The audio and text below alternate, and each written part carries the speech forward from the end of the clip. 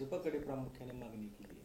त्यांचे जातीचे दाखले वादग्रस्त आहेत. त्यावर एक अनुसूचित जातीचा खरा दाखला असलेला घटक म्हणून तुम्हाला काय वाटतं?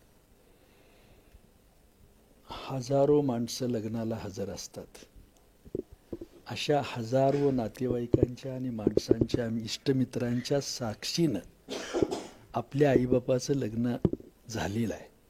आणि केवळ स्वार्थासाठी जात बदलून जर कोणी एखादा जातीचा दाखला बदलून जर उमेदवारी मागत असेल तर अशा पद्धतीनं उद्याची DNA अडचणीत आणणार आहे.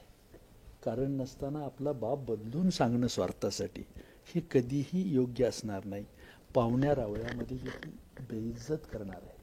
परंतु उमेदवारीच्या अट्टहासापायी आता उद्याच्याला महिला आरक्षणाचं धोरण आलं. 2026 साली महिला धोरण हे अस्तित्वात येणार आहे आणि 181 खासदार महिला देशातून जाणार आहेत.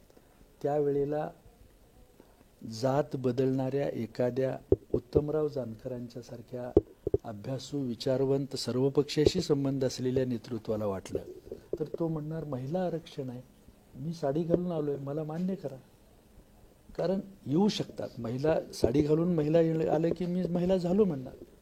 तर हे देखील घडू शकतं आणि हे इतकं आजपर्यंत इतकं वाढलेलं आहे. विशेषतः हिंदू खाटीक समाजानं तर चंगच बांधलाय. अनेक ठिकाणी अशा घटना घडतायत. तर हे योग्य नाही. याला सोलापूरच्या दलित चळवळीमधल्या काही लोकांनी ऑब्जेक्शनही घेतलं, पण शेवटपर्यंत टिकताना त्यांना त्याचा त्रास झाला आणि या गोष्टी घडून गेल्या. पण हे घडू नये. तिकिटासाठी जात बदलणं असा व्यवसाय करण्यापेक्षा त्यांनी कामाटीपुरीत राहायलाच जावं हे जास्त चांगलं आहे. सर, प्रणिती शिंदेच्या विरोधात आपल्या कन्यांचे